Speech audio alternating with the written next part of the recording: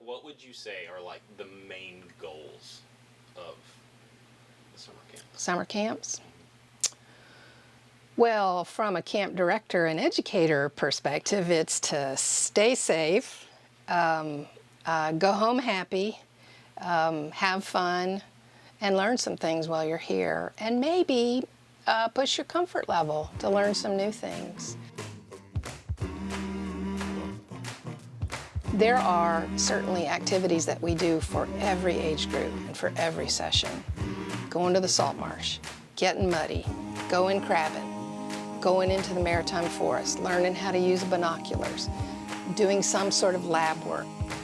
For older kids, they're engaged in dissections. For even older kids, they get to go out on our research vessels.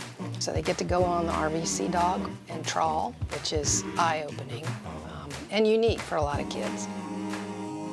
One of the drawing cards, I think, for parents in particular is that they are small sessions with plenty of adults. So we typically have 6 core camp staff, and we have a session with 30 kids in it.